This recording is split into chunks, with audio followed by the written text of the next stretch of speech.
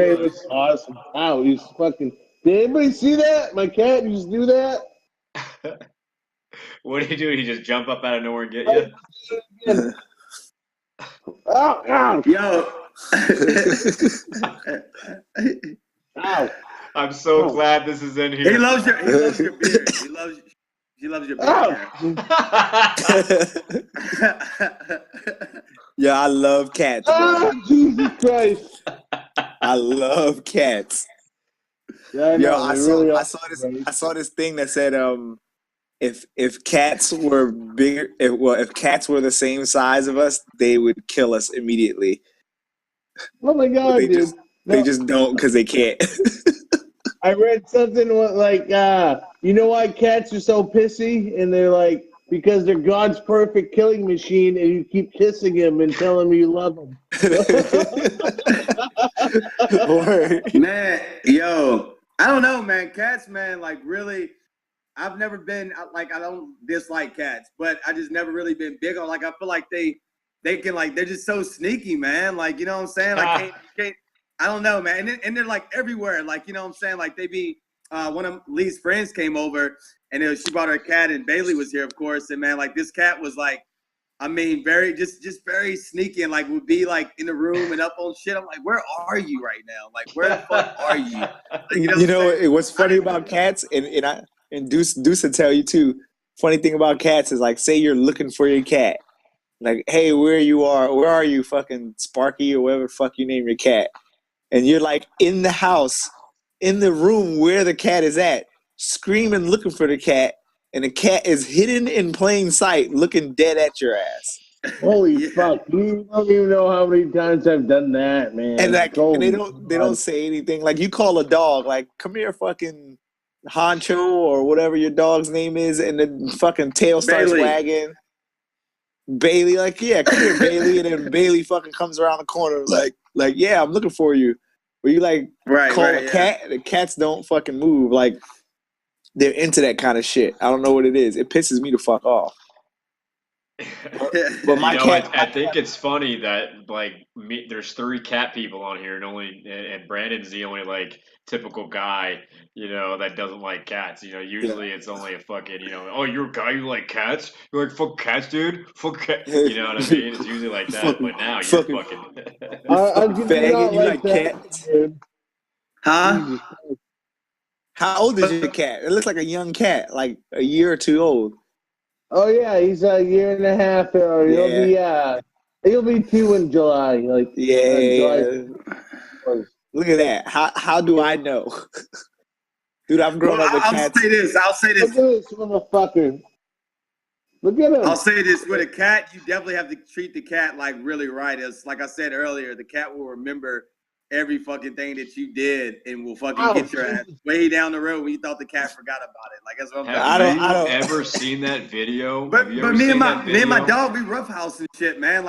Like nothing's personal taken. Like a little bit after that, my dog's like loving again, like Lloyd, like I don't know. I've never, Have you ever seen that video? It was like in the 70s, but there was a couple of dudes that raised a lion, fucking from when it was a cub. And and they went back into the And it remembered. It fucking remembered him, man. Mm-hmm. Like, but have you seen that one with a lion? They thought they trusted him, and he fucking ate like 3 of them. Yeah, exactly, man. It's a fucking wild animal. It's still a lion. It's a fucking lion. You know what I mean? Yo, but no shit. I watched this video. So like, I went on like a couple weeks ago. I went on a YouTube binge of like watching like African animals and fucking lions and shit. And like everybody's got this idea that the lion is like the fucking king of the jungle. But yo, what you need to really look at is fucking hyenas, dude. Oh yeah. Hyenas. The female hyena. Listen, I would take a pack of 15 hyenas over a pack of 7 lions any fucking day. Any fucking day, dude. Like, yo, I watched but at the same time, I watched this one video of this dude who like he literally like there's a pack of hyenas. It was like they were like 17 deep, and this dude literally in a matter of like a week, he just fucking infiltrated himself into the fucking pack. Like they're already full grown because like hyenas they work off the matriarch system, right? They work off like they fuck him up. the female is like the females are bigger, and the females are the ones that run shit in hyenas. This dude the males literally eat like the young. That's why they're like that.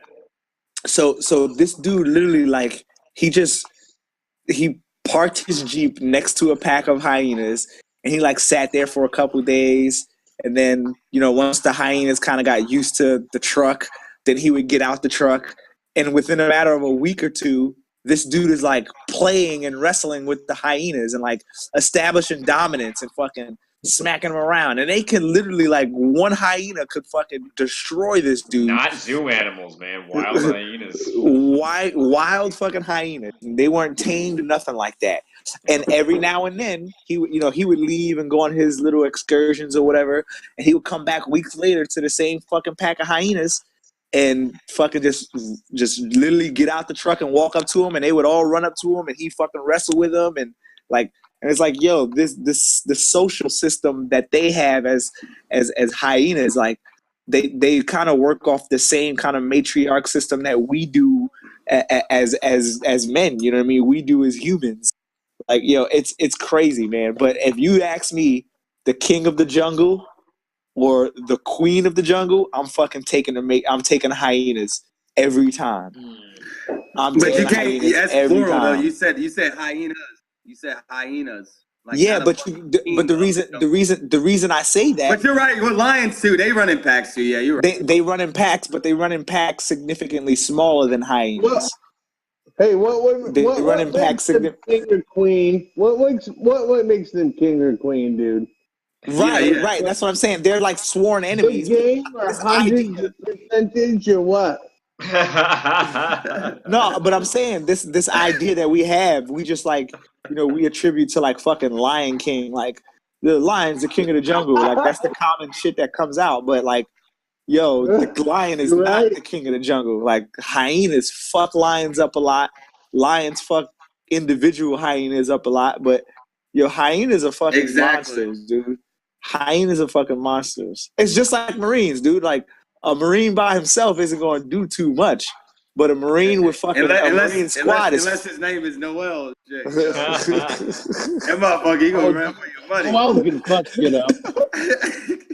So I got a question. Would y'all rather fucking face a bear or a fucking lion? I would rather fucking die. Or a shark. God damn it. Bear. Still bear. Yeah, bear. At least I got a better chance at running away and more agility and all that. But bears are fucking. Shark. All you have to do is hit a shark in the nose and he's done. Man, if you don't shut your dumb ass up. Yeah, I'm serious. Y'all haven't read that? I mean, like, you know what I'm saying? I remember, like, last year I was at Wrightsville Beach. A fucking shark tried to come up to fucking Beast Noel. That shark ain't living no more. Let's just say he's not here to tell a story if he could. Well, let's just say that this guy fucking stupid. Let's just say that this guy right here can't fucking swim. So I'm taking the bear. I'm taking the bear. No, you can't swim, Ty. What? I mean, I could live for about 5 minutes. To be a tracker, right? Yeah. Lies. You fucking did not. Not only did I fail swim calling boot camp, I failed it. At school. Got pushed through. There you go. Got pushed through. Came to Lejeune. Who was the staff sergeant that was back in Lejeune? Hispanic guy. He was a turd too. I can't remember his name. That guy was a fucking turd. But yeah, he was. I took swim call with him and failed it again. Failed it again, and he just fucking pen whipped this shit, dude. And I had a class too. Oh dang! So could I? Y'all don't remember doing run swim runs, and it was like 3 people from Delta Company that had white shirts, and I was always one of them. Oh shit! I didn't remember you being one of them. I remember doing Jetty. Yeah, dude. I did a couple of them, and Waylon wore a white shirt just for the fuck of it. Nah, yeah, I was right along to him just to wear it. Yo, did y'all ever do like the fucking Halo simulators where you got dunk tanks and all that shit? Yeah, I did that dumb shit. Which one did you do? The track one or the fucking chop? I did both of them, and they both were a waste of time. Both of them. They didn't simulate shit. You didn't like that shit? They didn't simulate shit. They didn't simulate anything. It was the most like okay. So first off, on a Amtrak simulator, since when did fucking Amtraks have windows on the side of them that you can egress out of? I don't think they had the windows on the ones that simulated though. They sure as fuck did. They sure as fuck did. On the AAV simulator? Yep, they sure as fuck did. And then they had I'm pretty sure they did, man. I went through that shit. I don't think so. Yeah, I don't think so, man. That does not sound right. They had the doors that you could just push right the fuck open and egress out of. That was the Humvee trainers or the 7-ton trainers. The actual AV trainers was a fucking. You had to go out the fucking back hatch and shit, man. Like they had. Well, that's the ones I went to. That's the ones I went to. I did the Hilo Dunker. I did the AV simulator, and I did no, I just did the Hilo Dunker and the AV simulator. So maybe I'm bunching them both in. But either way, they're still fucking inaccurate. I like the Hilo Dunker, man. I thought that was kind of fun, actually. Yeah, it was fun. It was fun. See, like that guy, man. Like he had no reason to lie as much as he did, but he's the kind of guy that lies so much he really believes himself. Yeah, and, like, I know. Not shit about him at all, but he was like saying how he was a McQuist swimmer and like all this shit, man. We got to that Dunker, man, and like the dude straight up panicked and said it was just because of the situation. I'm like, nah, bro, you can't fucking swim. They got you out of the thing. In my mind, I'm thinking like, why would you even like he literally like really? I was like, okay, and I'm thinking like, nah, he's probably bullshitting me because he already lied about a bunch of deployments. So he got caught up with that, and I was like, we got that thing, man. He's like, yeah, man, it's because of the situation. I just like my adrenaline started rushing. I was like, nah, bro, you couldn't swim to get back to the fucking thing, though. That's what I'm talking about, but. Anyways, man, that was one of my experiences there. But the Hilo Dunker, man, I feel like was pretty cool because I don't know if they blindfolded you guys with the goggles and shit, like the black goggles and shit like that. Mm-hmm. And I thought I was an idiot. I swam out the back and thought I was a beast. I was like, I come out the back. I'm like, yeah, I made it. It was like, no, it wasn't like that. You're supposed to fucking go out there. I was like, yo, and you know what? Now that I think about it, I'm almost positive that I was on that training simulation with you. I'm almost positive now because when you said that I swam out the back, I wasn't supposed to. Yeah. I'm quite positive I was on that same training stick that you were in, and we was in third platoon. We was in third platoon at the time with. Yep. Guaranteed. Yep. Yep. You don't have to say no more, DJ. Yeah, is right. He's a fucking turd. Nah, man, a little bit. Nah, man. I lost respect.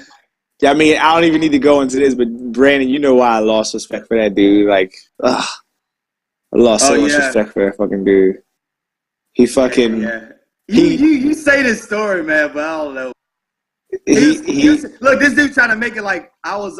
He was going to CAX or something like that, and I got out of CAX because I said I was going to get out of the Marine Corps. Even though I did very well, I was going to probably re-enlist, and I just didn't want to go to CAX.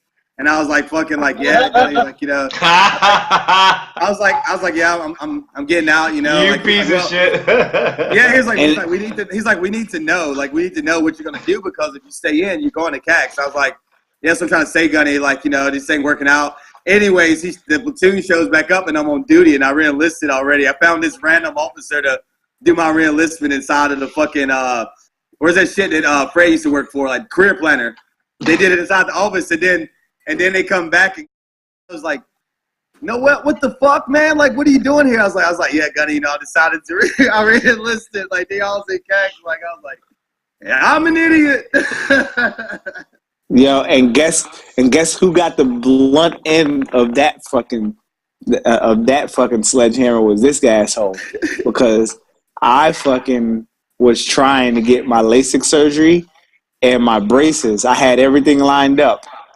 And I was like, I was the guy that was gonna not go to CAX so that Brandon was already set up to go. I had all my paperwork set up from Captain Blue Click. Everything was fucking signed and ready to go. I did. And Brandon said, "I'm not going to re-enlist. I'm getting out." So there was like, "Yo, you have to go." So not only did I go, so here's what pissed me off about him, right? So he essentially, said, "Fuck your paperwork." He essentially said, "Fuck your paperwork." Well, it's dirty on two ends. The first end is dirty on Brandon, so fuck him for that. But I had fun at CACs, whatever, right? But the second stick, dude, when I got back, I fucking didn't tell nobody shit. I didn't tell nobody nothing. Like, we got back in like October, I just left. I went and got all my paperwork taken care of, and I went and got my braces. No, I went and got my braces. Like, I just showed up one day with all of my paperwork signed in a mouthful of metal. And everyone was like, "Yo, what the fuck happened? Like, how did you get braces?" Oh, they were pissed at you, yeah. So they were fucking pissed at me, but I was like, "No, fuck you. You guys like forced me to do this shit after I told you that I was gonna get braces and that I was like it was supposed to happen. Like, it was gonna happen because I had the referral for it from the oral surgeon who referred me for it because I had my fucking jaw broken in 2010, right? So this is 2011, and I'm telling you guys, like, yo, you guys are putting me in this line platoon, and I don't know why, because I'm getting ready to get braces. Here's my paperwork. So no, fuck you. They made me do this shit. So not only did they force me to go to CACs, I didn't even deploy with APS 12 on that deployment the next year, all right? Yeah, because I said, you know what? Fuck you guys. I went to Click. First, I went and got all my LASIK surgery shit signed off. And then after that, being that they put me in a non-deployable status for my LASIK surgery, and I just like, sweet.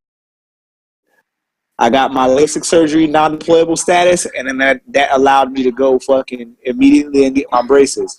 And nobody fucking knew. Nobody knew. And I just showed back up to the platoon with a mouthful of metal, and then 2 months later, I got my LASIK surgery, and then they dropped me from the fucking platoon. Fuck it, bro. I said, that's when I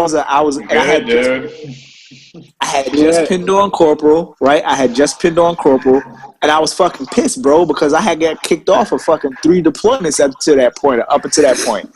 So I was like, yo, fuck the apple. Like, you know what I mean? You know what I mean? Fuck the apple. Fuck the core. That's how I felt. You know what I mean? Fuck both of them. And I was like, fuck everybody. I don't want nothing to do with none of these motherfuckers. And then I ended up re-enlisting.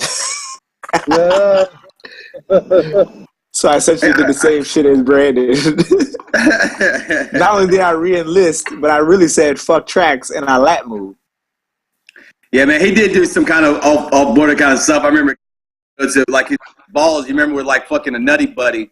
Like, he had like fucking, like, I don't know if you remember that, but anyways, he showed up and he was trying to tell Gunny, like, he didn't know if he wanted to deploy, and Gunny was like, well, you can get that fixed when you get back. I'm thinking, like, yeah.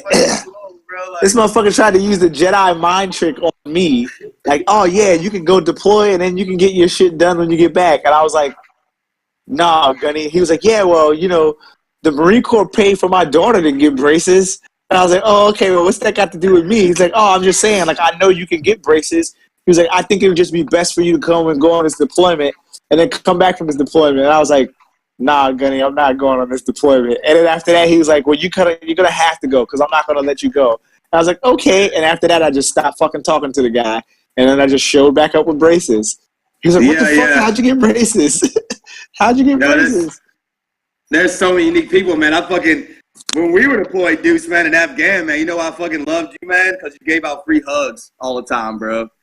Dude, you had that way about you. Honestly, man, I told you that the last time we talked and you were laughing, and I'm telling you, it's the truth. Like, Gibson, this guy, like, the reason you say you probably remember his voice is because he has that, like I said, that welcoming, like, that welcoming voice, but will still, like, fucking cuss you out and shit like that.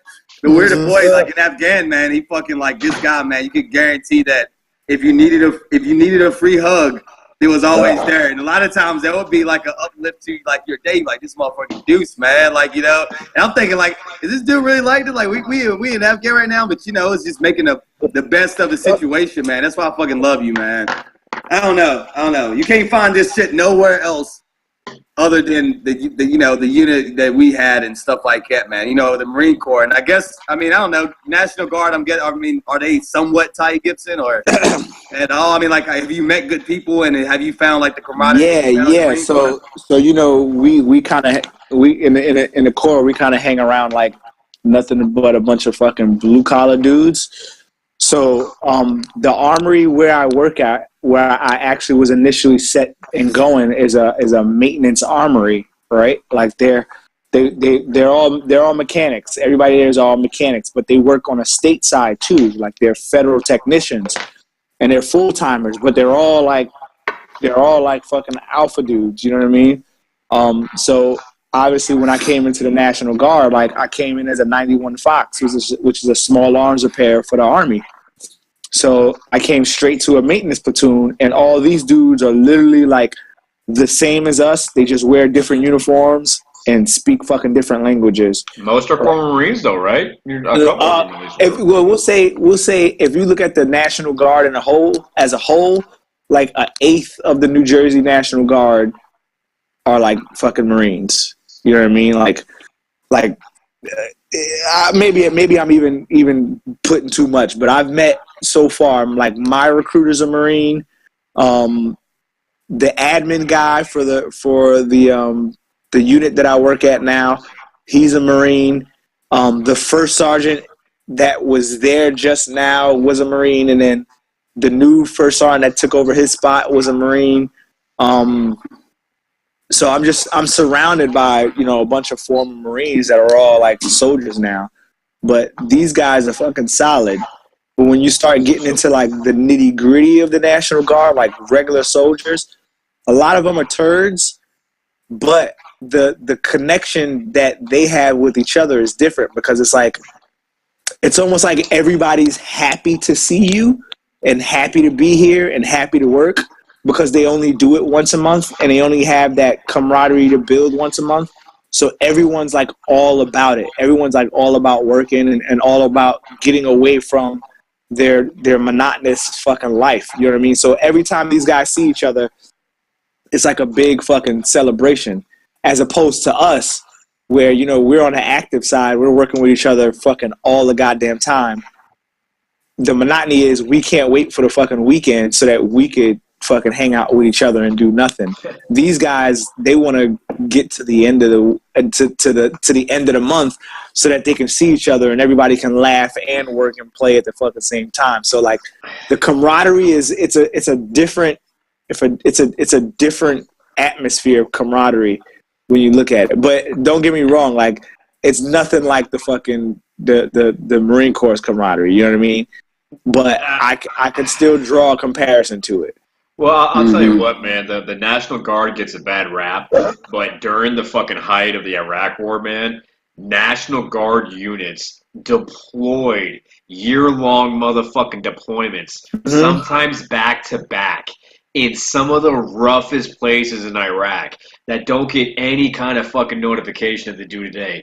And these National Guard units are like literally the weekend warrior motherfuckers that went into battle just as significant as all of us have experienced, you know what I mean? And then just had to go get back into regular fucking life because they're in the National Guard and not in the military. So now they're just back in the civilian world after they just come back from a combat tour, you know what I mean? And that's...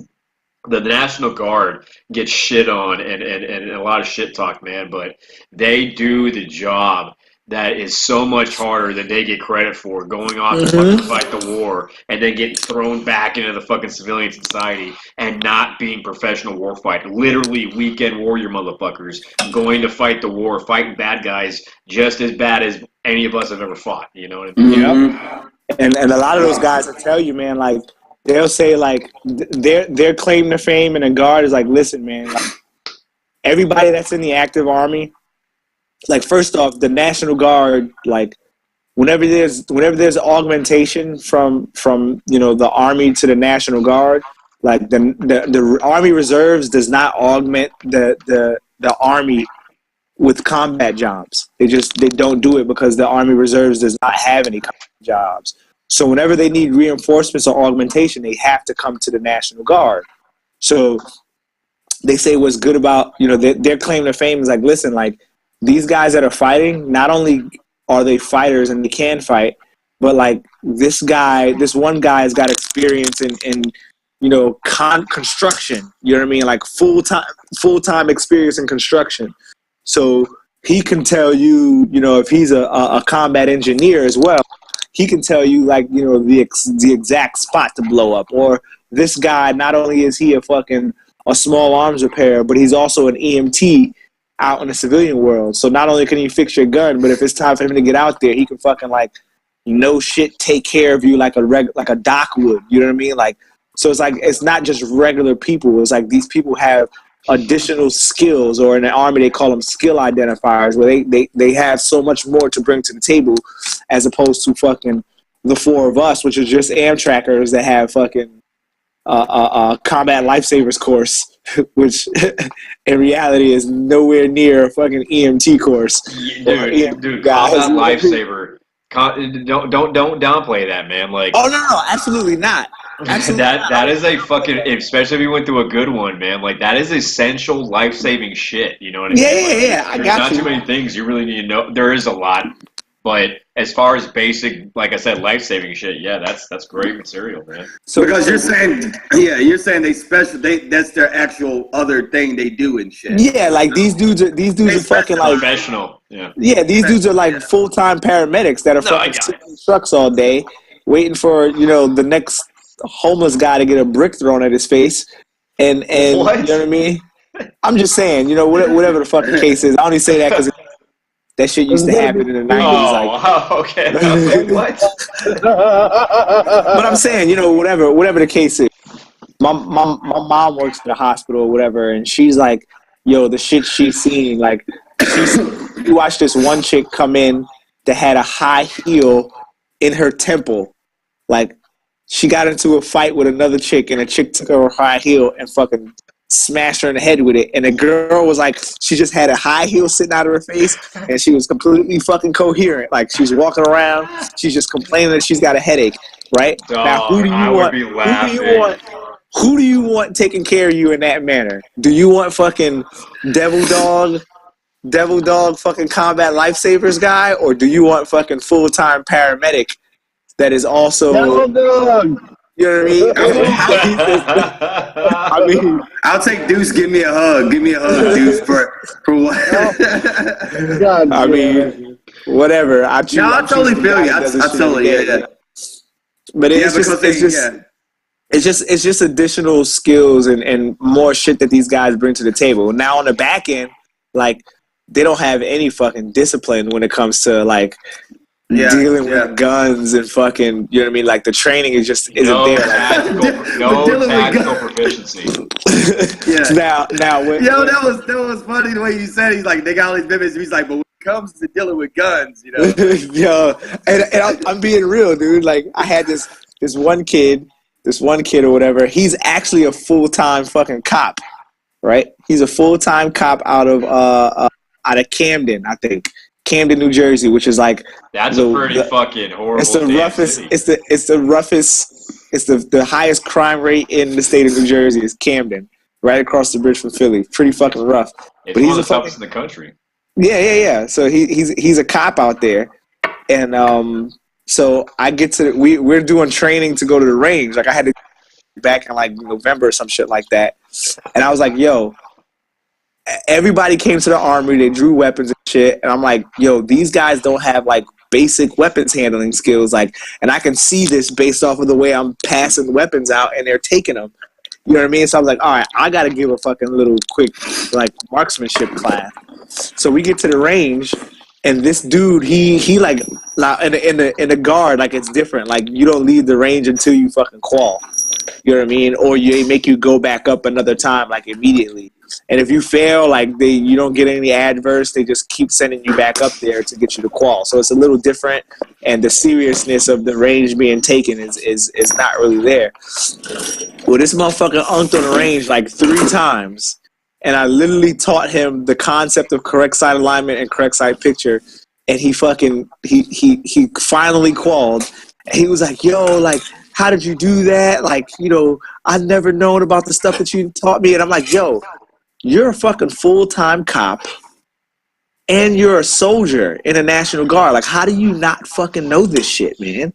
How do you like? And it just blew my mind, like the basic things that these people don't know. And then it finally hit me, right, dude? The benefits that we have in this particular National Guard is just like second to none when it comes to education. So half the people that are coming into this branch, they're not coming in because they want to fucking go in and fight wars and chase. They're coming in for a job, yeah. They're coming in for not for a job. They're coming in to get the education so that they can get the fuck out and get their job.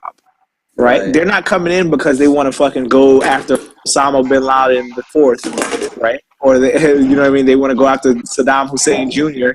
Like, they're not coming in for that. They're literally coming in because, yo, I'm gonna take this risk and try to get this education. And if I deploy, I deploy. But they don't take it seriously, like, you know. And not to say that everybody in the Marine Corps does or everybody in the active Army does, because I didn't. I didn't join because of that. Like, when I came into the Marine Corps, like, I literally joined because fucking I wanted to travel the world wherever the fuck I went, and then I wanted to also fucking, you know, get this 4-year GI Bill. You know what I mean? That was my goal. Now, granted, that shit changed over time, was the reason why I fucking re-enlisted and all that other shit. But they don't take it seriously because they don't have to. They don't have to take it seriously until later, until when shit happens. What they have to take seriously is their fucking school when they're out fucking 29 days of the month, and their fucking full-time job when they're out 29 days of the month. They literally come in and they have this mentality, I only have 2 days to deal with this shit, and then I fucking go away. So it was hard for me to tap into this concept of, like, teaching these guys, like, yo, you're in the military, like, you need to be serious about this shit, to a bunch of people that really don't give a fuck at the end of the day. They may give a fuck when they get out there because they don't have a fucking choice, but when they're back here with bonus, like, half of these dudes don't give a shit, man. So that's the drawback. The camaraderie's there, the different skills and the different techniques and all the shit that these guys have, that shit's amazing. But when it comes down to basic fucking military shit, they just don't have it. Well, and I mean, as shit as it sounds. And they don't have it not because they not because they don't want to have it, but because it's not necessary for them. It's not a serious issue. It's not a serious issue until it's a serious issue. They're the National Guard. They're not supposed to be full-time soldiers. That's exactly the purpose of the National Guard. So of course their level of fucking tactical efficiency is going to be severely lower than the fucking normal military. You know what I mean? Right. However, that National Guard still has somewhat better training than your normal civilian. You know what I mean? Oh yeah. If you ask me, take this chick, or you know what I mean, with an M16 over fucking grandpa, you know what I mean, who's never, you know, shot a gun before, like, clearly I'm going to take her, you know what I mean, or anybody else. Like, my wife, or who do I take in a battle with me? My wife, who I've never trained with guns, or this fat chick from the National Guard? Like, who do I take? I'm taking the fat chick in the National Guard because my wife can't fucking shoot guns. You know what I mean? Like, she doesn't have any familiarity with this shit. I know I bring up like crazy. I'm just saying, what? You gotta pick. You know what I mean? You gotta pick. No,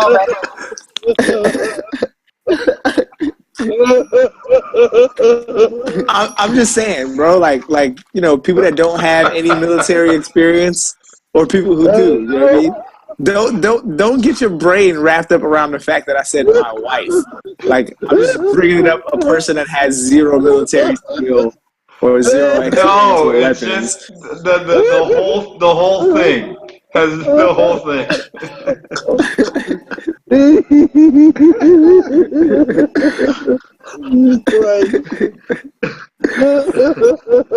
What else, bro?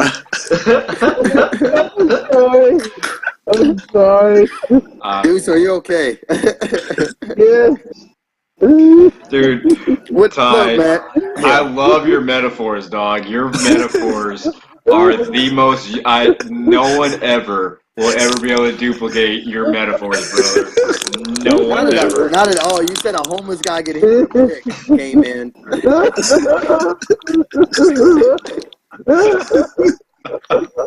I love it.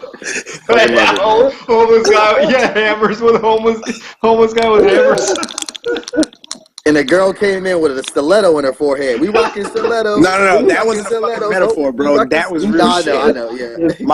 My mom's came home. She said, Tyrone, guess what I seen today at work? I said, what's up, Ma? She said, this girl came in with a fucking high heel in her head.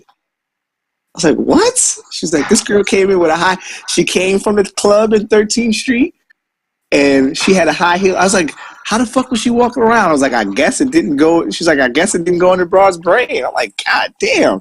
Like, yeah. I'm the type of dude, I need fucking pictures, bro. I want to see this shit, but I didn't get the chance to see it. But my mom was so descriptive about this shit. Like, that night didn't go as planned.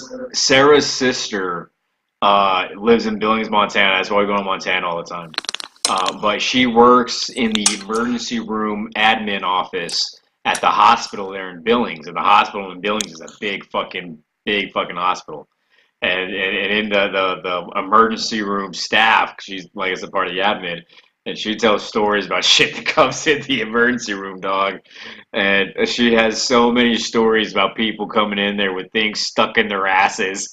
Like, fucking just so many people come in with shit shoved up their ass. It's like, you would have no idea how many fucking crazy twisted, or even if it's not, and even if you don't think it's just the amount of people who get shit stuck up their fucking ass is ridiculous. She's like, all the time. And it's just so funny, man, when because she's a pretty what's the word? She, very loud person, she's very boisterous and shit. Yeah. What the fuck? Animated. She's very animated, So I got you. She tells the stories so well, and just fucking shit. That's awesome. So getting back to the fat chick with the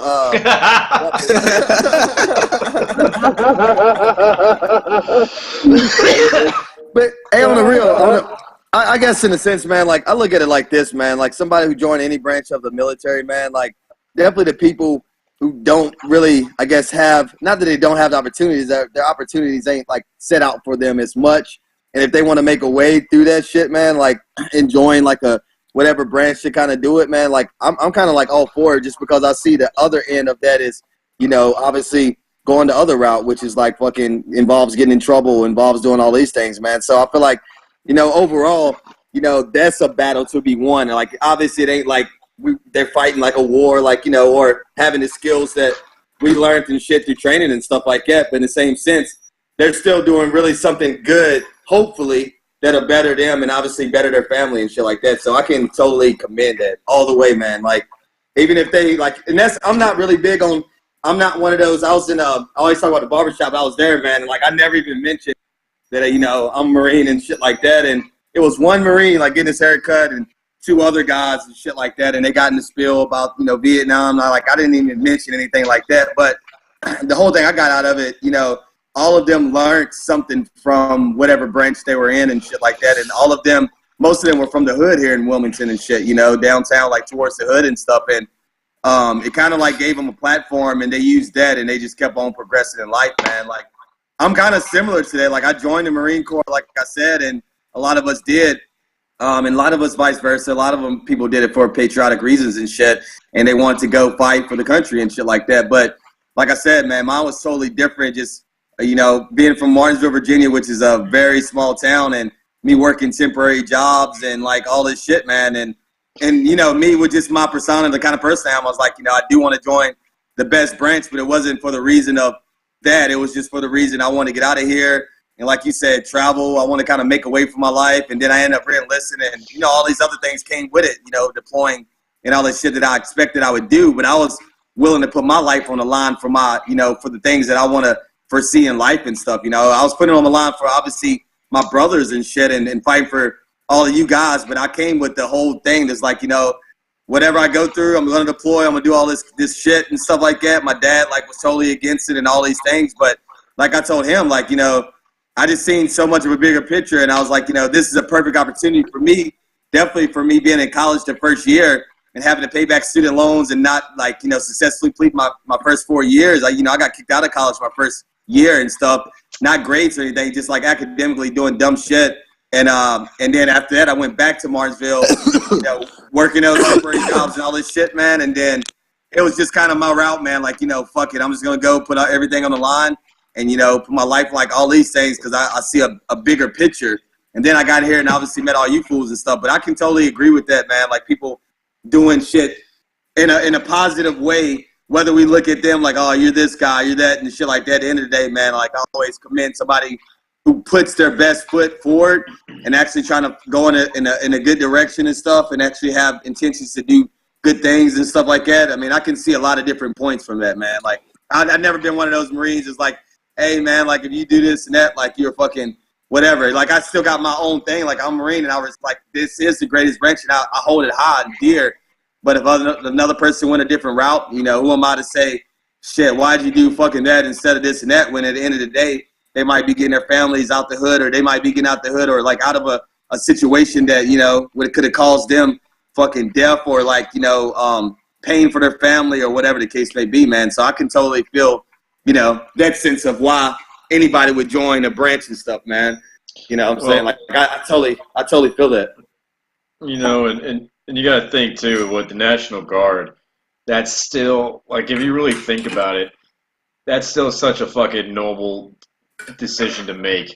It's like, hey, I have shit going on in my fucking civilian life, whatever the fuck it is. I'm a business owner, I'm going to whatever the fuck. But if the case arises, I will fucking defend my hometown, my country. Right. That's a very noble fucking thing to stand up for, you know what I mean? Because being a United States Marine and volunteering to fucking become a United States Marine, and specifically in a combat MOS, and fucking live that life, you know what I mean? I know a lot of us didn't fucking know exactly what that meant, like the daily life of a fucking Marine, but the possibility of war and combat, like that is, we're the small fraction of a small fraction of the military. You know what I mean? Excuse me, of the populace. So right. The vast majority of people have the mindset of the National Guard. You know what I mean? Have that level of commitment. You know what I mean? So, it's right. Because everybody ain't meant to be like, obviously, in the brain. You know what I mean? Like, everybody's coming from different, I guess, aspects of life and shit like that. But I don't know, man. I feel like now I've done my years, and even us getting out now, I really, what I've learned most from the Marine Corps, man, I've learned so many things, but what I've learned to respect the most is all of us keeping in touch like we do, man, and like, not talking for a long time. Like me and Duece, we don't talk like all the time at all, man, but, I always hold you dear to my heart, and I always think about when I jump on Marco Polo, definitely, man, I just fucking, Lee say the same thing. I fucking love that dude, Duece. She don't even fucking know who you are. Like, she don't even know you. It's just funny, some of the things you do. And again, man, like, all of us getting together, and, Gibson and I, look how chinky you are. Yeah, man, it's just you, man. Like, you just being you, bro. Like, you're not, and I respect anybody like that. Gibson, you just being you, this loudmouth fucking, like, guy. Like, I'll just, you know what I'm saying, man? You still do. Yo, Lee probably fucking hates my guts. No, she really don't. And honestly, she really don't. She was wanting me to, like, expand on the last story that you said, because when I told her that you grabbed Gibson and all this shit, man, like, I'm telling you, me and Lee has a relationship, bro. We really talk about. Wait. What story are you talking about? The one you told, the big story you told at the other one, man. Like, I came in my boxers and I'm fucking doing all this crazy shit and all this stuff. And, okay. Yeah, and you getting grabbed by Lee and all this stuff, man. Like, no, man, like, we talk about a lot of my past experiences, and it's funny because she's been involved in a lot of the crazy shit that I've done in the past, and along with Dre, along with fucking Fred, man. Like, there's countless stories, man, countless stories. But I don't know, getting back, man, like us still being able to come here and be like, man, you remember that one time? You remember this, like, and being able to like fucking sit here and BS about this shit, man. Like, that's what I respect most about my time in the Marine Corps, man. Is the brothers, man. Like, it's fucking us, man. Like, I love that shit. Like, and we went through all this stuff together, man. Like, and that's how we can reminisce on it. And now we're seeing each other now, like, progress in life after the Marine Corps, or some of the people, who really may have not progressed as much, but, they may be getting in trouble and stuff. At the same time, they still got people like us that hopefully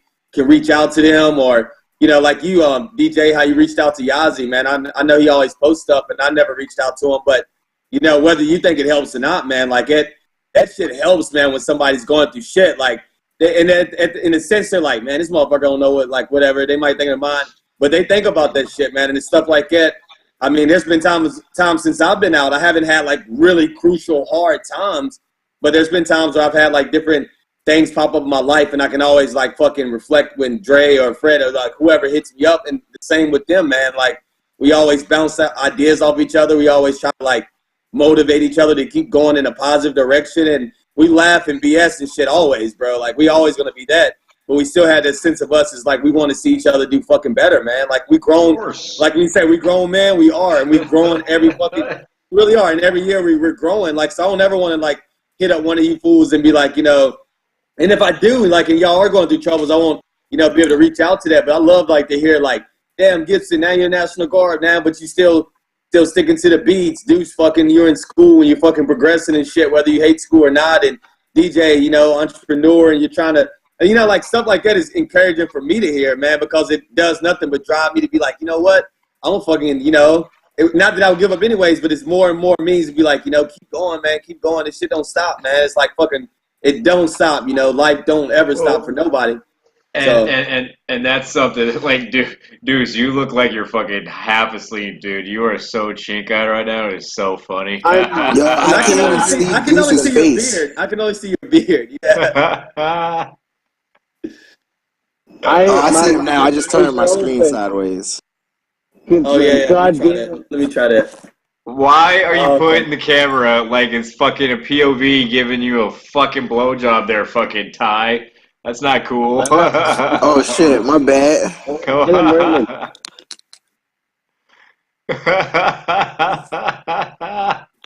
I'm just chilling. My bad. That's funny. Dude, where are you at right now? Are you like on your right now, or are you like you? I know you're at your crib, but where are you, outside or something? Or? Oh, you know, yeah, I'm in my fucking truck in my garage right now. And, yeah, no, nice. I know, my phone does not charge to the inside. It will not, like, go to an outlet and, like, come to my phone and charge. Is your garage open? Because you better not fall asleep in there with your truck running with the garage closed and shit. Yes, my fucking garage is open. Thank you, though. I really appreciate it. I know that shit fucking happens, dog. I know. I heard you can die that way. Yeah, no shit. Damn. Duce, do not do that for the podcast. You fuck around and pass out and be like, yo, you remember that one time, be like, Duce, yo, Duce. I think he's asleep. No, I think he's dead. Deuces will wake up at fucking Jesus' house and shit. Like, how the fuck did I get here? I was in the truck. He was like, yo, your dumb ass fell asleep in the truck, bro.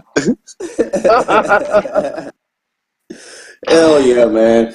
So I'm sitting here right now prepping my meal for tomorrow. I'm doing like a little chicken. I know I did it last time. I won't straight. Yo, fucking hold on a second. Before you start prepping any goddamn thing, you make sure you fucking mute your goddamn phone.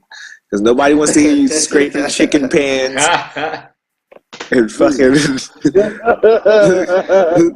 jiggling last time quarters. they got on me, dudes, for that. Like, they got on me for Noel, we'll be in the middle of a fucking recording, like in a deep ass conversation, and Noel just walk around the house like jiggling a bag of quarters or some shit, like or not like a fucking bag of potato chips, like a bag of chips. Yeah, he's like, you know the little monkey that you twist his back and he's got the two fucking the cymbals and he's like, what the fuck are you doing, dude? Cut that shit off. Damn. You gotta bring that character, man. Like he's doing right now. Like he's doing right now. And if it's not him, it's his goddamn dog. Now Bailey's cool, man. I like when Bailey comes in, man. I like it when the fucking dogs go in. Bailey's a fucking cutie. Ugh. She is a fucking cute dog, man. She really is. Man, I get the most compliments off that dog. She's And- super cute, dude. She's a cute fucking dog. Yeah, man. Like you take. Yo, so I'm so trying to. crazy. She's your first dog. So fucking crazy. Yo, so do y'all know anybody in web design or like somebody that designs like logos and shit?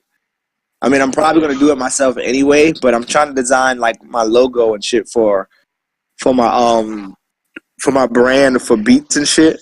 And I got like this really dope idea, but I just don't know how to like use computers and shit. Only thing I know how to do on computers is fucking make beats. But I drew it up and shit. I don't know if you guys can see this, and I'll explain it. I don't know if you can see it. Can you see it? Yeah.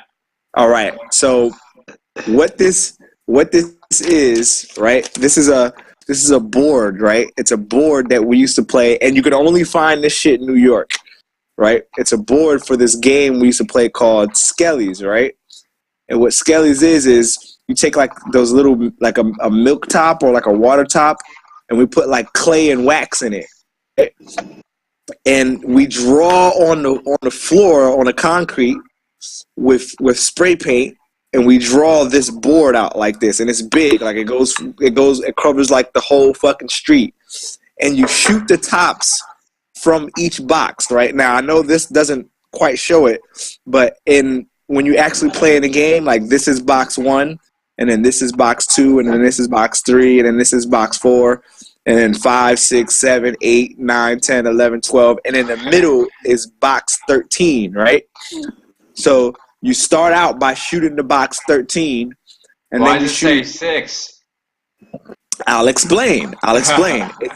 So this box represents this game that you can only really find in like the Bronx and Brooklyn, really in New York City. Like you can't really find anybody else that knows shit about this game unless they're kind of from New York City, right? Then the 6 represents the train in which I grew up right next to, the 6 train, right? So, but the 6 is also going to be masked like a G. So if you look at the letters up top, it says Evergreen, which is the name of the street that I grew up on, which is also my production name, right? Evergreen, and then G or 6, and it represents the 6 train. So this whole thing like represents where I'm from, right? So the top line, pretty cool, man. Yeah, so the top line represents like obviously the name that I use for production, which is also the block that I'm from. The 6 represents the train, right? Then I plan on doing boxes 1 through 8 from here. 1, 2, 3, 4, 5, 6, 7, 8, and that's gonna represent like a full metronome when I'm making beats. Like when I make beats, I do it in measures of 8 before it resets, right? And it kind of represents like almost like a clock too, right? Because when we rap in 16 bars. So if you look at half of it, that would be 8 bars, right? So when I make beats, I make my beats in 8-bar increments. So it's a lot to it. It's a lot to the shit that I'm fucking thinking about. That so when I make this logo, I need it to have like all of those elements, so that when somebody asks me, you know what I mean, I can give them that explanation. They're like, yo, that shit's deep. You know what I mean? Like there's so much more to it. But it's also gonna be like my brand for my beats. You know what I mean? So this shit's gonna be dope. But I just gotta figure out how I wanna fucking put this shit together. This shit's gonna be fucking dope. I tried to get my niece to start for me yet, but I still have more ideas that I want to put into it, and I don't know exactly how I want to do it. Dude, Google fucking, like veteran web designers or fucking D-Graph. Get a hold of motherfucking D-Graph. Yo, D-Graph has been bullshitting. That motherfucker was supposed to do the logos for this shit. Dude, he's a fucking actual businessman, dude. He doesn't have time to fucking do free shit like that, man. I know. We gotta pay for his time, man. Yeah, I got you. I know how it works, but I'm saying, like, he's a businessman. He lives off his business. Yeah, I'm tracking. I mean, but I'm saying, we already had, at least I already had the intent, like, yo, I want to pay you. You know what I mean? Like, I wanted to pay him for the logo for the Beans, Bullets, and Bullshit show. Like, that was the intent that I had, was to pay him. But at least, like, yo, let's sketch something up and see what you got. And, if this is what you want to do, like, yo, no no shit, I'll fucking sketch. I'll send you the money. Like, let's do it. That was my intent.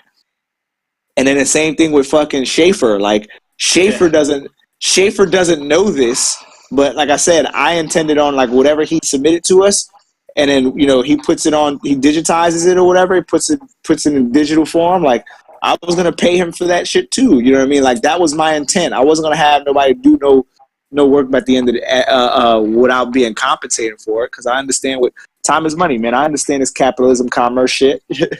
Well, regardless, man, it's not like it's a fucking need or anything like that. Like, we don't need it at all, it's not. Know what I mean? But as far as this shit for my beats, like, this is a need. This is something that I need to fucking happen. I would talk to him, man. I would fucking talk to him. Or Google fucking veteran web designers, you know what I mean? Or small business web designers, and see what the rate is to do a professional, because that's something that is a huge. Or get on Twitter or Instagram and look up web designer fucking people and go to their website, like the link to the website. You know what I mean? Yeah. I need to start using Twitter a lot more, man. I have not like dabbled into any of that shit at all. Like, I need to start getting into it. I have it, but I need to start getting into it. I know you're a fucking big Twitter fanatic at this point in time, but I need to start getting into it.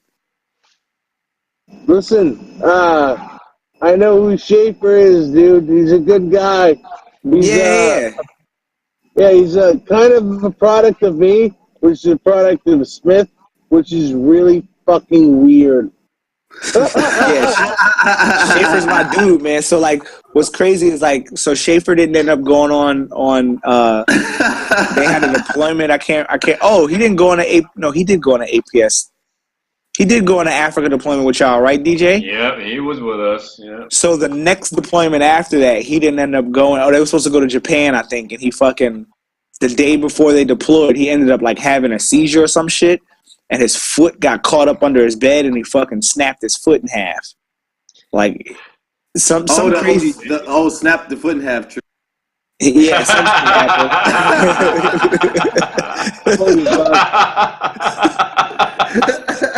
You're so fucking stupid. I'm gonna tell him you said that too, motherfucker. He gonna be mad as shit. Nah, bro. So he fucked up his foot or whatever. You don't snap your foot in half, Rick. But he had. God damn it. He had fucked up his foot or whatever, so he didn't end up deploying.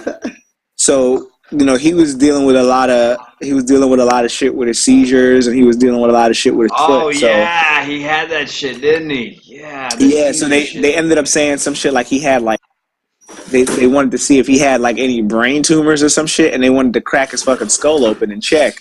And he was like, "Nah, fuck you dudes or whatever. I'm getting the fuck out." But like the guy that they had taking care of him was, this guy, like not taking care of him, but like I had to make sure he was getting to work, getting to the ramp every day, or getting down to Courthouse Bay every day, and like I was taking him home or whatever. So me and him got really tight through that encounter, which shortly after that, me and DJ end up getting tight. And me and DJ had never like even spoken or whatever, but me and DJ had got really tight like my last year in the Corps, or my last year in AAVs. So like right around the same time, I got tight with Schaefer. Is around the same time that I got tight with DJ. So it's just it's dope that you mentioned like, oh, Schaefer is a product of me, and then I'm a product of DJ. And like the connection that we fucking have in each other's minds with this fucking AAV shit is just like, it's uncanny when you talk about who knows who and who knows what and all that shit, and Brandon and his fucking chicken skillet in the background. Yeah. That motherfucker. He's doing it on purpose too. What are you doing over there? I'm chopping his chicken. Wait 1 minute. Seriously, y'all. Wait. I was trying to make it be more discreet. I could get off the thing. You are fucking. Yo.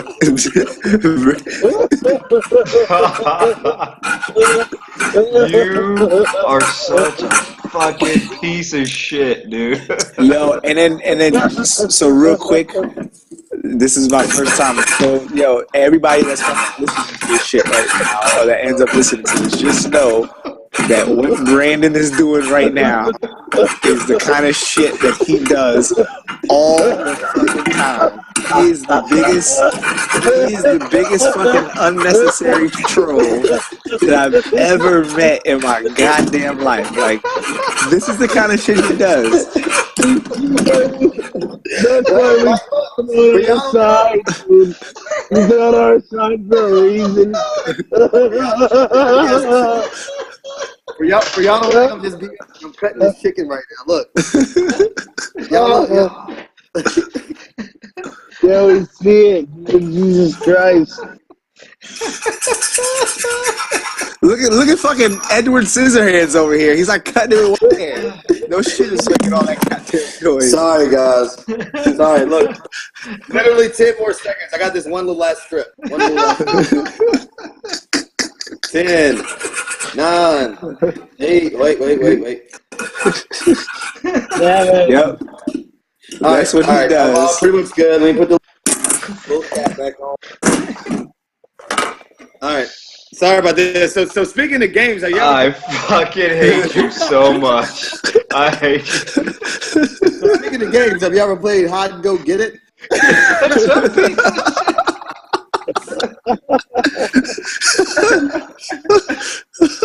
I like how you brought that all the way back around, dog. That was really good. That was an A+. You brought that all the way fucking back around. It's like one of those bullshit like comedy bits where like somebody brings back some shit from the beginning of the comedy show. That's exactly what that was. That's exactly what that was. I hate when comedians do that shit. That annoys the fuck out of me. Why? Because it just does. Like it. Oh God, it just does. Like it's like Brady, I feel like, annoys me. I feel like it's a format that they do, and I don't like that. There it goes. Oh man, dude. All right. I'm done. Seriously, guys. All right, for all the viewers out there, again, I did just chop up some chicken. Hope everybody's doing well tonight. And by the way, speaking of games, have anybody there played Hide and Go Get It?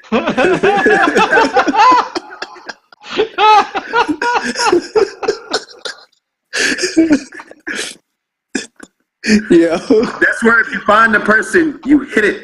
Hide and Go Get It. You know what's so crazy about this is that like say DJ was to take the shit and like chop it up and put it in little increments, this little segment right here would not be fucking funny. Like nobody would understand why this shit's fucking so fucking hilarious. No, this is perfect. We make this into a fucking Buster reel where it's just us laughing and cracking up, but that's all the reel is us laughing. Oh God. Oh God, dude, this is like two funny fucking episodes in a row, bro. Jesus Christ. Some good shit though, man. That's what it's all about and stuff like that. Dog, that was fun. Why would you take the fat chick over your wife? That's what we really want to know still. You've never elaborated on that after you had a heart attack from laughing. You had a heart attack from laughing. Why would you take that? Let's fucking hear it. Oh shit!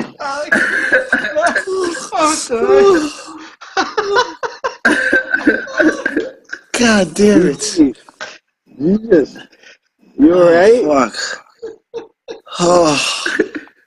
So what is it though? Shut up, Brandon. Shut the fuck up. I will save that for the next episode, guys. He continued. Because I really want to hear the story of why you would do that, honestly. That kid with the weapon, right? Dude, what are you drinking? Huh? What are you drinking? This is Sylvester. The type is Michelob Lager. I know y'all about to say gross, dude. but Michelob Lager, and I just cut up some chicken, so I'm pretty good prepared for Michelob Lager. You're a piece of shit, dude. What? You guys are wild, man. I fucking love you. But like, I'm gonna remember that tomorrow. I'm gonna remember. Like, I feel like out of the whole conversation, I just remembered about the fat chick with the weapon. Like, I really think that, man. I'm gonna remember that shit tomorrow. I really do, man. That was fucking golden. God damn it. Fucking love you guys, man. I love how you got the gifts and the God on. Is that what did they give that? Like when you fucking. The God Nah, dude, I had it made. Did you take that? Or okay. I had it made. For some reason, I thought they gave that to you when you fucking switched like units. Is that what is that, Delta Company or? Hold on. Oh. So the top is Second AVs, Delta Company, Second Tanks, H&S Company, First Battalion, 6th Marines, H&S Company. So those are the 3 units that I served with. I had it made. Word. That's pretty fucking dope. I wish I would have got something like that, man. That made me when I saw it at your house, made me want to guide on. I tried to fucking like before Delta disbanded. Like when Delta disbanded, I was in Tanks, because at the same time that Delta was disbanding, Tanks was getting rid of their Delta company, and LAR was getting rid of their Delta company. So it happened all across the mechanized world. Excuse me. It happened all across the mechanized world. So it wasn't just AVs or whatever.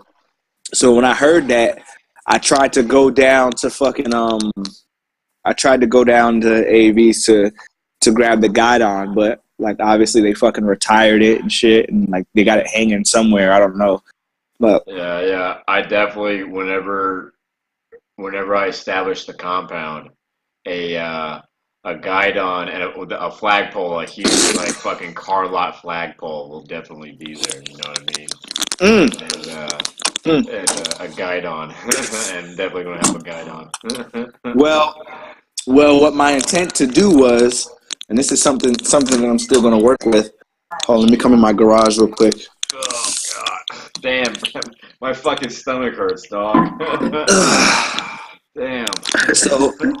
So I had Bellman, I think it was Bellman, give me one of these. Oh, shit. Is that you? Damn. That's fucking That's sweet. Man, I'm jealous.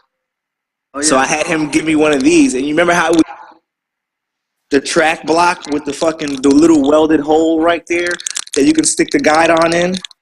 They used to have like the little welded hole right there. Yeah. So my intent was, once I finally get like my house or whatever, like every day, not every day, but every time, it was like the Marine Corps birthday or like Amtrak birthday or some shit like that, I would walk outside and I would take my guidon and fucking hang it up. So I would do it on, obviously on like fucking November 10th, and then, you know what I mean? Oh shit, I just turned my light off. Hold on. Obviously on like November 10th, I would do it, and then like I wanted to find out what the exact day that the citation was given for the closing of Delta Company, and I would do it for that day, and then I would do it for the Battle of Belleau Wood that fucking 1st Battalion 6th Marines was a part of. So I would do it for that, and I would do it for a lot of one of the battles, find out some more history about tanks, and just hang it up on certain days or whatever, like have a schedule and hang it up on certain days just for me. You know what I mean? I got a book upstairs called Once a Marine, and it's a biography of a guy named Nick Popovich, and he was a gunny, and he was second tanks. And during the Phantom Fury, Phantom Fury 1, Fallujah 1, he was at the fucking TC seat of his tank and got shot in the back of the head with an RPG and fucking lived. and got fucking like half of his face basically kind of blown the fuck off. Where he's got a big old fucking fake eye with an eagle of an anchor on it, and sweet ass scars and shit. But he's a pretty fucking gangster dude, and there was a lot of fucking pretty good tank action in the early days, especially like places like Nazaria. You know what I mean? There was a lot of fucking good tank action there, man. I mean, there was some pretty fucking gangster tank battles, or tank action, I should say, in the war, man. So you have no problem finding some of that kind of material. Yeah. That was the intent behind it, but I just got to get somebody to fucking weld it for me. And then, I ended up stealing from 1-6, stealing a fucking a guide on and shit like a week before I got out. Went into got a hookup with one of the supply dudes. He's like, yo, give me that guide on. So he just hooked me up with a guide on and shit. And I have it hanging up waiting for the day, bro. Waiting for the day for me to get a real fucking house. Because I'm in this fucking HOA house where we can't fucking do anything at the front of our goddamn houses. I fucking hate it. Yeah, man, but your neighborhood is nice, though, man. I mean, yeah, it sucks, but your neighborhood's nice. It's a nice parking. Except the parking. Yeah, the parking fucking sucks. Yeah. Yeah. Doing good, man. Duece, you okay, man? You about to pass out, man? Get some rest, man. Don't you fall asleep in that garage. Jump on off. No, Yeah, bro. Make sure. Yeah, can you do a like if you want to go jump off and like if you can show us that you can. No, you be good. I trust you, man. I love you. No. I think you're on to something. I think I should go to sleep. I love you guys. I agree, bro. You too, man. Don't forget to turn that off and shit. Love talking to you, man, as always. Oh yeah, I'll get out of the garage. I appreciate it. Why don't you why don't you get in the house first and then say bye? I'll feel better then, huh? Yeah. I agree. There you go. Just so you don't fucking fall and break your head open. No, I'm with you. Hold on. Ladies and gentlemen, our beloved Mr. Ryan Duece. Yes. Yeah,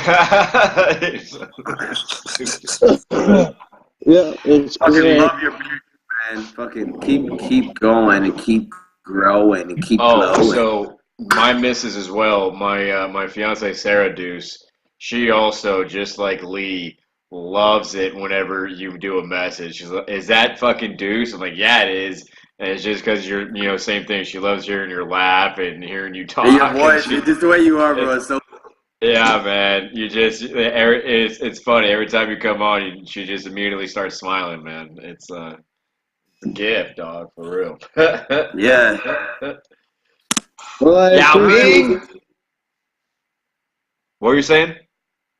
I said I appreciate that, guys. Yeah, man. You sleep good, brother. Sleep good tonight, man. Fucking enjoy some good Z's, bro. We'll holler at you.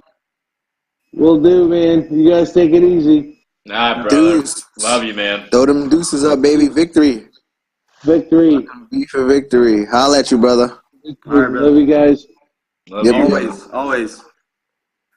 All right, guys. Yeah, I think I'm going to fucking call it here in a minute, too. I'm about to finish this shit. I got to get up pretty fucking somewhat early and try to get my day started before my mom wants fucking, well, it ain't I mean, like, she's going to want to hang out at a certain, so I will be kind of somewhat occupied with that, but hey, it only comes like every so often, man. So I'm fucking enjoy the time with her. She'll be here for a whole week watching the nephews and shit.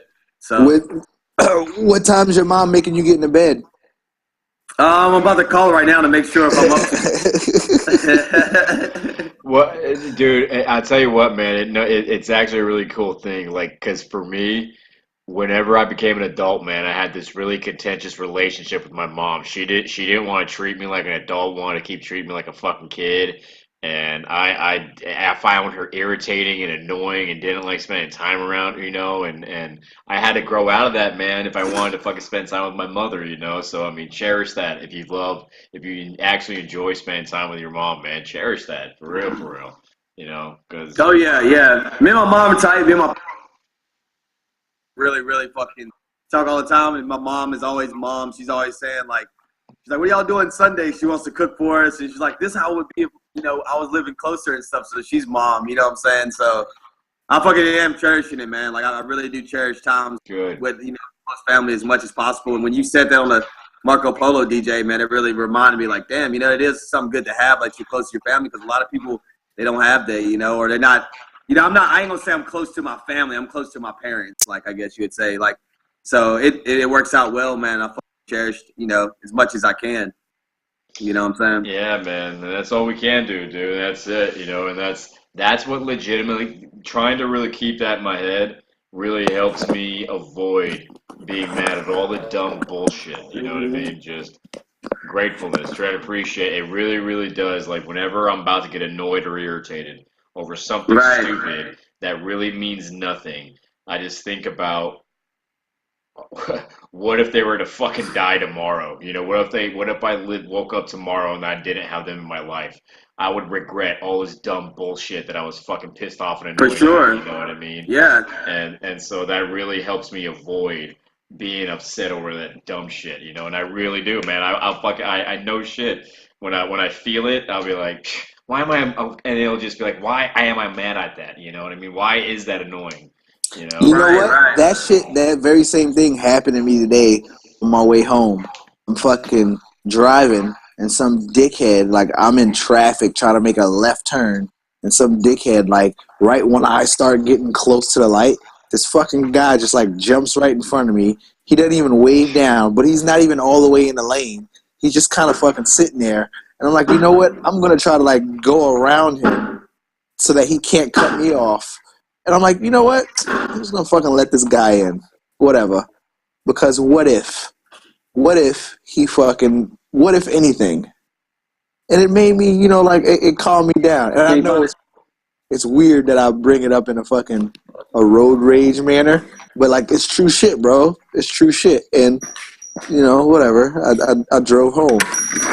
Because it really wasn't a bothersome thing. You know what I mean? Like, I'm really starting to get in touch with, like my anger, like, you know what I mean? I'm starting to get in touch with that, because I think I'm a bit of a hot-headed sometimes, but I'm really starting to, like, kind of mellow down and kind of think about, like, what's important and all that stuff. And every now and then my temper flares up, but I'm really starting to, like, gain a little bit of control of this, and I'm thinking about like the future a lot more. And that's what's stopping me from fucking wanting to kick bitches in the face all the time. Yeah. Self-awareness, dog. And that's all. If you truly seek self-awareness, truly, that everything stems from there, man. Because with that, you have to ask yourself honest questions, answer them honestly, and really develop yourself if you have self-awareness, man. If you really do that, you start asking yourself, who am I? What do I believe in? What do I stand for? What do I mean? All that shit. And once you start answering all those questions, you can actually start fucking, doing things that help further those, and that self-awareness comes, all that comes with that, you know what I mean? And like you're talking about, you're starting to get more control over getting mad at certain things, because you can sit there and think, I know I feel upset, that like right now I feel angry as fuck, but I'm starting to develop self-discipline and self-awareness. Like, why am I fucking mad right now? This is so fucking retarded. Why am I pissed? You know what I mean? And the more you do that, it becomes a habit, man, and it gets addictive, and then that stems into something else where whatever. It's habit forming. Yeah. I totally agree. I've been before I jump, totally doing the same thing too, man. Just like being aware, like when I'm like high intensities of anger or anything like flares up and stuff, man. Actually taking time, like, I really can feed into this shit right now, and I can temporarily make myself feel like I feel better, but I really don't. Or I can just sit back and kind of like observe the situation, be like, is it really worth me getting like this angry? Because we realize like anger is nothing but like useless at the end of the day. You know what I'm saying? It's like, but we're human beings, so obviously you're gonna get angry and stuff like that. But I guess it's just recognizing when you are and being able to like, when the storm is fucking going everywhere, and being able to have that calmness in you to be like, shit, man, like the old me would feed into this big time, fucking love feeding into this, but I don't know. It's a daily battle, man. It's a daily battle, but I feel like blown recognize it and really try to make those changes, or like at least see those things coming and kind of be like, okay, I know right now, I can like blow up right now. What's that movie say? I know what you think I'm gonna do right now, and then freak out, man. What was that fucking shit? That's like, half baked, bro. Half baked. Yeah. I don't know. It came from Jerry Maguire. Yeah. I'm not big on movies, but that stuck out to me in the sense of it's really true, man. Because really, what I want to do right now is freak the fuck out and shit like that. But I'm trying to be able to be like, okay, let me somewhat, instead of just being Noel that fucking just blows out and says like whatever and stuff, to kind of look at it a little bit and be like, okay, and then I usually at the end of the time I realize bread and it's like whatever. But like I said, it's a daily fight, man. It's a daily struggle, But recognizing, like they say, is always a good thing instead of denying, hey, I'm not an angry person. Hey, I don't do this shit. Yeah, man, it's all part of you, but it's up to you to realize like how you're gonna negotiate that and how you're gonna fucking move forward or go behind or whatever the fuck you decide to do. Even if you just acknowledge the fact, like, yeah, I'm an angry guy and I like to get mad because that's just, I don't give a fuck and I like to get mad and I don't give a shit about acting on my emotions. If you have the self-awareness to admit that and know that, that's great. You know what I mean? For sure. But if you're someone who's like, oh, no, I'm really trying to do things with my life and I'm really trying to fucking do this and doing good, but you're always doing the opposite and getting fucked up and doing dumb shit, you know what I mean? It's like, look, motherfucker, you can talk all the fucking game you want, but this is what you obviously fucking do. You know what I mean? So it just right. Be honest with yourself. Know who the fuck you are and what you're doing, man. And that's it. That's it. You're right. Keyword: be honest with yourself, which is always one of the things that it's hard for us to face because we're like, damn, I'm like that. Damn, but when you be honest with yourself, you realize a lot of things and you grow from that. You know what I'm saying? Or you can just stay stagnant and be like, hey, I'm this. Then you just stay like that, or even get worse. You know what I'm saying? So I totally feel you. Totally. I just know that part of my honesty is that, like, when I'm feeling something, I have to find an outlet right away. Because if not, then that shit gets fucking bottled up and then it comes out when it's not supposed to. And that's part of the self-awareness shit that I'm utilizing is like, yo, I know that if I don't say anything about, how I'm feeling right now, I know that eventually it's going to blow up on the opposite end. But then there's situations where I know if I say something about, whatever I'm feeling at that given time, it's probably not the right opportunity or the right time to say it. And it'll start something else. You know what I mean? So it's like a dual fucking self-awareness thing. Like totally, it's almost like a damned if I do and damned if I don't kind of thing. But I'd rather put the damned if I do in there because I'm a ask for forgiveness and not for permission kind of guy. You know what I mean? Like, I'll deal with the consequences later on. So I'd rather deal with the consequences right now from me saying shit like with the way I feel right now as opposed to bottling it up and then saying shit with the way I feel later, which is probably going to be a lot more harsher, a lot more anger. You know what I mean? So when I have road rage, it's because I'm feeling that at that time and I got to get it out. Or if I ended up, you know what I mean? Like anything like that. Something, it was a small issue that I'm obviously, I can see where you're saying from thing though, but I guess it depends on the person because I'm more so, I found myself a lot of times completely fucking lashing out and then I realized later like, damn, why did I fucking, it just didn't like, later on I was like, damn, I wasn't really right about that or something like that. But I guess everybody's like, you're more so you got to get it out then and get it out then. But me, man, if I get it out, man, I usually just kind of I think sporadically and I just kind of say things out of anger, you know what I'm saying? When I sit there and reflect on it and I kind of like have time. So I guess it depends on the person. You're more so, I guess, if you bottle it in and keep bottling shit in, you just kind of, it's not going to be bad. It's not going to be good, I'm sorry, when you explode and shit pretty much. Yeah.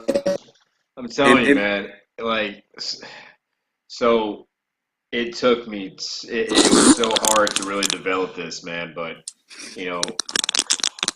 I truly do believe the reason I was an addict and an alcoholic is because how emotional of a guy I am.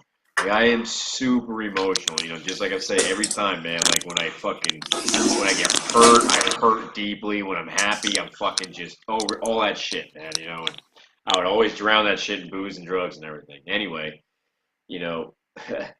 when shit pisses me off, when shit annoys me, it literally, man, like you can't control your emotions, but literally, you can sit there and you can have complete control over your actions, over the actions, your perspective. You can literally say, I know I'm pissed off. I know I'm mad as fuck. And your inner dialogue, like, cause my inner dialogue, man, my conscience, whatever you want to call it, my thoughts in my head, is so loud. You know what I mean? And literally, it's my self discipline, my self conscience, whatever the fuck, you know, that inner dialogue, that inner voice, man. Like, I'll be mad as fuck, and I'll just be wanting to fucking, you know, start breaking shit and motherfucking people and all that crap. But up here, it's like, fuck no. You know, I'm completely in control of the situation right now. I know exactly what's going on. I'm listening to my, you know what I mean? And it's literally, dude, like, you can completely control your actions and your perspective if you choose to do so. However you have to fucking make it work. You know what I mean? That's just the way it does for me. That's how I do it, and that's how I you know, that's my process, I guess. You know what I mean? But that it's that self discipline, man. That Yeah, totally. You know, and I think you have to. I'm so used to fucking like arguing with myself. Like literally, I argue in my head. Like, and this is remember. I don't know if you remember talking about like me spiraling in my own emotions. Yeah, emotional spiraling. Yeah. That's literally what happens. Is I fucking like something happens that pisses me off, and like I argue with myself to justify why I'm angry, and then like I'm telling myself like, yo, you should not be doing this. And then it's like, nah, but check this out. This is what happened. I'm like literally. Yeah, you going back and not totally feel. But I'm arguing with myself, trying to justify the fact that, you know, this is why I feel this way. And then, you know what I mean? I kind of find more things that's wrong with this scenario. And it just brings me back and I get all wound up. And then it's like, I just want to fucking blow up. You know what I mean? So, and I do that. Anytime that something happens that I don't like, I catch myself doing it all the time. But then I catch myself, and it could be anything. Like it could be fucking anything that happens. Like the bathroom doors left open, or you know what I mean. Like anything silly. You know what I mean? Like I just catch myself spiraling, but I'm slowly learning how to deal with that shit. Yeah, like tell yourself, don't. Yeah, you know? don't get mad. Don't. You know what I mean? And it's you know. Yeah, because like you said, you can't. Your emotions come, but in the same sense, it's like the same Gibson, man. I'm like, you know, the emotions come, and I have so many different type. I'm similar to DJ, you know, like so many different shit. And I think about so much shit, man. And then when it comes, I'm trying to actually like not let those actions, I guess, this way. But it's true, man, because your emotions come to you, and everybody's come to them differently. Some people come to them more faster. That's why you got hot-tempered people that gets fucking pissed really quick. And then you got those ones that they sit there and meditate on their fucking emotions, and they fucking go shoot up a mass amount of people, you know? I mean, that's reality. And it's just, you know what I'm saying, being able to, like, take those things and say, like, shit, man, you know, this is going on, this and that. You know, easier said than done, but it's very true, man. Once you can know that these are emotions, this is what we deal as humans. We're going to have good, bad, and in between emotions and everything like that, but our actions is going to really define, you know, how the outcome's going to be a lot of the time, you know? Yeah. That's and another way that helped me think about it too is that I kind of broke it down scientifically as well. So, you know, I literally diagnose myself if I'm out in public, you know what I mean? I'm out at fucking Sam's Club, and, you know, the person behind me in line is a little bit more fucking close to me than I want them to be. My PTSD, the anxiety that I have, is I'm always on constant alert. I can't shut that shit off, you know what I mean? And so someone will be behind me, and all my nerves will fucking tense up, you know, my muscles and all my spice, and it's just like, holy shit, that everything's a threat. Everything, you know, something's wrong. I'll feel just like if I feel like on a patrol in Afghanistan, just because this guy behind me in fucking line is a little closer than I want him to be, you know what I mean? I feel like that to this day. There are times when that fucking happens to me, you know, all the time. But anyway, I literally diagnose myself of like, everything is fine. I'm in line at Sam's Club. My body is reminding itself, you know, of a memory from Iraq or Afghanistan. I heard something, I smelled something, I felt something happened in my immediate area that made my brain think that, which caused my body to react that way. But I'm conscious enough to know that's just my body's fucking reaction to something I fucking heard, saw, smelled, or something that reminded me of that, you know? But Right. I am good. I am good. My body is just going through a reaction, but I mentally am okay. You know, Right. because I know that anxiety I'm feeling, that emotion is my PTSD. That's all. That's that fucked up side. That's my bad side. You know, that's all that fucked up shit. You know, I know that's happening right now. You know, and I'm choosing not to. I'm choosing to ignore it. You know, and literally diagnosing what was happening when I was getting mad, when I was getting anxious, when I was getting pissed. Diagnosing it in the moment mentally helped me to have that self-discipline where I could really just be like, stop, there's no reason to be fucking mad, nothing's wrong, I'm just fucking pissed off and annoyed for no fucking reason. You know what I mean? Right. So that helped me a lot. That really did. That helped me a lot, you know? Yeah, it's that saying, man. It's like going with the flow. It sounds so cliche, but a lot of times you have to become part of what you're going through. A lot of times, it's like when people, it's like when you get high as fuck, right? Like if you get, you know, if you can relate, when you get high as fuck, you need to choose to be like, I'm really high right now and paranoid, or you can be a part of it and enjoy that experience. I'm not saying, you know, I'm saying in life in general, when you go through problems and stuff, man, like you're gonna go through those. It's a sure thing. You're gonna go through fucking problems or anger and times that you feel like, where the fuck did it come from? Why do I feel like that? But sometimes you have to go with that too and be like, okay, I realize this, I'm gonna go along with it, and then realize that something else is gonna be displayed that's gonna be better. You know, if I go along with advice, it's me trying to fight it and fucking be like, yeah, and go with that and be like, you know, I am pissed right now, fuck this. Now realize it more like this is a part of life and this is who I am, and these are the things that irks me and shit. But I'm gonna still go and I'm gonna still be who the fuck I am. I'm gonna try to be the better person who makes better decisions and let my actions be better than that. So like I said, it's one thing that I'm still, I mean, today and every day is, but like me being able to realize that is helping me, man. It's helping me be a happier person in every fucking thing, you know, and not sitting there and being like, I'm fucking pissed right now. Because you think about it, it's more like a pity party to yourself. You know? Yeah, it's selfish. It's selfish. Yeah, it's selfish, and it doesn't seem like it because you're like, it's easier to feed into those things because it makes you feel great. It's kind of like I was saying to somebody. That's what I want, my needs, my feelings. Yeah, and I was saying to one of my practices, you know, sometimes I'll have good days for like 4 days in a row because I really realize my self-awareness and realize my self-worth, and I'd be like, damn, I'm really feeling good, and I feel like I deserve these things. But then after 4 days of really feeling good, I'm like, damn, nothing bad has happened. And it's sickening, like nothing bad has happened. So today I need to make it not as great as the other days. And that's sometimes my struggle because you're like, man, you get used to all these things. How do you like, what the next? What's going to go wrong and shit like that? So again, it can be used in that way too. But I don't know, man, being aware of those things and letting the action just be like what I've been doing more now, bro, honestly, it's being like, I know it sounds, you hear it a lot, but I have been doing gearing my mind, literally switching gears to my mind to be like, you know what? I'm getting pissed off over stupid shit today. I cut myself with one of these fucking sharp ass knives and leaf ball, and like this is happening. It's small, really small things, you know.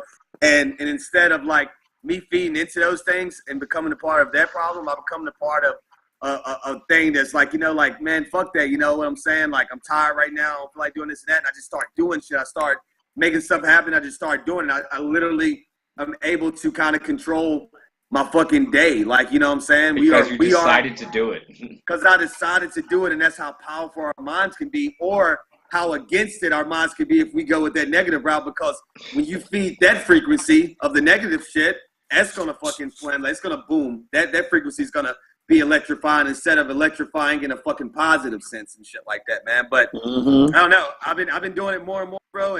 And honestly, you know, me actually, when I say practicing it, I've been realizing, like you said, being aware, like, hey, I'm pissed the fuck off right now, like, and this and that, and I'm pissed off the lead, and on top of that, and it's like, I'm like, why? Like, you know, why this and that, and I just, like, take a minute to myself, or go somewhere, I'm like, you know, like, damn, realize all the things you, like, you know, everything's going for you and shit, and I don't know, man, like, you know, I don't know, like, how to deal with certain situations, and I'm practicing, because, like, I'm the kind of person that can give off, like, good things, and then when something traumatic happens that's like crushing me, I'm like, fuck, man. These are the real times where the victory comes through. These are the real times where our respect guys is able to bounce back. On a quick note, I was, making a somewhat of a quick story, but my dad's friend, he was out and about, he was doing good in life. Then he went through a divorce and all this other shit.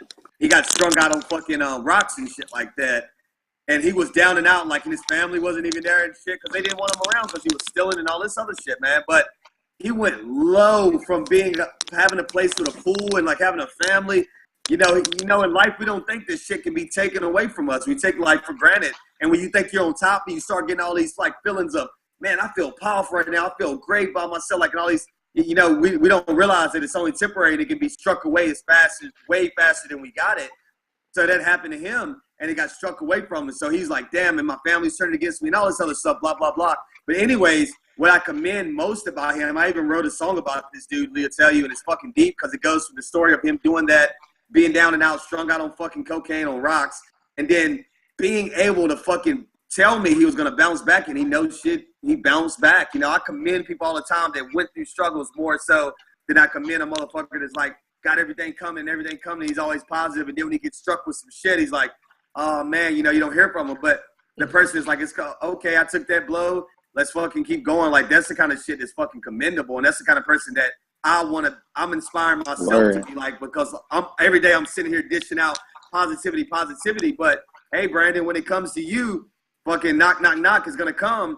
Hey, you got to be able to fucking, like I said, you got to ride the highway too. You got to fucking be in the calm sea and in the high times too, and still fucking push through that shit. So I don't know. That's where I'm at right now, and I'm trying to sit there and be like, calm through it and realize this shit, and at the same time, realize that, man, we're going to fucking get right in, left blows, jabs, uppercuts, and shit in life, and you got to be a warrior. That's the fucking definition to me as a warrior, and fucking go through that shit, man, and fucking, sit there and say, and the good thing about it is you can relate to somebody one day, and if you're trying to be an inspiring person, you can relate to that and say, hey, I remember this, I remember that, and, it doesn't stop there, but I don't know, man, that's where I'm at right now, because I feel like if you can do that, man, if you can do that, it's not much you can't, do, because, when you have chaos, death, divorce, whatever the fuck you're dealing with, you're still like, you know what, this is my platform, I'm gonna go through it, I'm gonna grieve, because like he said, like DJ said, emotions are normal. We're gonna go deal with it. We're gonna deal with times of shit's gonna hit us and we're gonna sit there depressed and shit.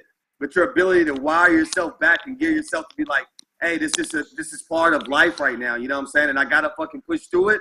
I can make it or let it make me or break me, man. You know what I'm saying? Word of advice for everybody that's listening. Brandon knows what the fuck he's talking about. Yeah, This and I is real think shit. he fucking froze. That was funny, man. He froze right at the end of his fucking Oh man, of that his sucks. flow state. That he was in his flow state and he froze Yep. right at the end of it. Damn, that was a mic drop. That was a fucking natural mic drop. That's what happened. Word. That's crazy. That was a natural fucking. And the universe decided that was going to be a mic drop. Wow. Yeah. That's crazy, right? That's How funny, how that whole shit works out. He's probably still going off right now too. He might be. He might be. Who fucking knows? He might be. Man. You know what's crazy, dude, is it just makes me more and more. I constantly think of 5 years from now and everything that we're talking about is happening. And we're looking back on 5 years ago. Because literally, dog, 5 years ago, I didn't have children. Okay? I don't remember what the fuck life was like before I had kids. And that was 5 years ago, man. And I keep on thinking in 5 years' time, my oldest will be fucking, 8. And I really think we're going to be fucking doing whatever the fuck it is we're doing. And we're going to be looking back at this time period and laughing at shit like this and going holy fuck, dude. You remember this? Would you imagine this is where we were at? I imagine us having that conversation. You know what I mean? Yeah. And the more and more we do this, the more and more I think about it.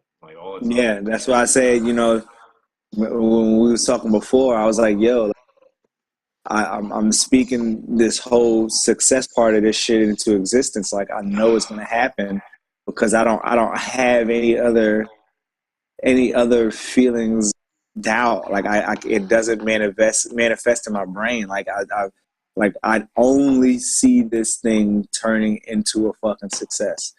Like, I don't see it any other way. Like, so whether you want to, look at it like, yeah, I'm just this for my brothers, I'm doing it to keep in contact with them, like, sure, like, and I'm doing it for that same reason too. But I know without a shadow of a doubt that there's going to be so much more than just the connections that we regain with our brothers.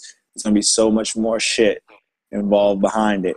So this shit is dope, man. This is like, I haven't, like, next to music and like the love that I have for my family, like this thing right here is like the next best fucking thing. You know what I mean? Like this idea, this thing that we're building right now is like the next fucking best thing, that the next dream accomplishment. You know what I mean? The next Kickstarter, the next fucking choke pull. You know what I mean?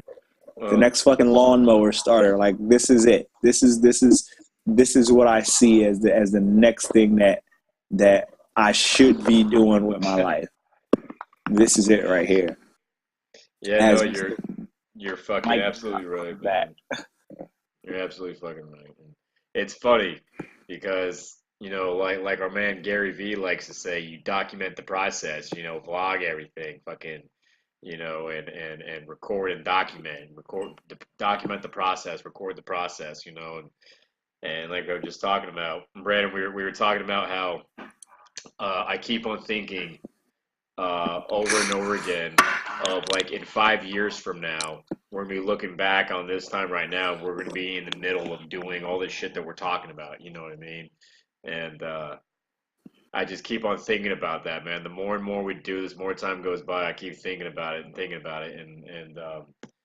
like we just it's crazy because I really do think that this documenting the process is going to be so cool, because it's going to be fun to look back on these times and during these videos and hear about, conversations and be like, man, would you have imagined that we are where we are? You know what I mean? And we have, Right. I completely believe that's what's going to happen, And, yeah, no, it's weird. It's really weird. Totally, man. I'm down to continue to fucking the journey, man, and no none other to do it better with you guys, fucking for real, man. From the heart, man, for real. It's destiny shit, dog. Like for real. Yeah. It really is. Totally.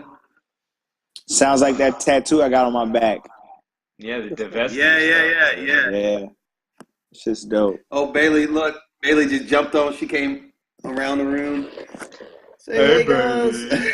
Look, she's all passed out. But I'm going to jump off, guys. My phone died just now, but I want to jump back on and just put on the charger to say fucking love you guys, man. Same here, brother. Fucking you guys have a blessed night and shit, bro.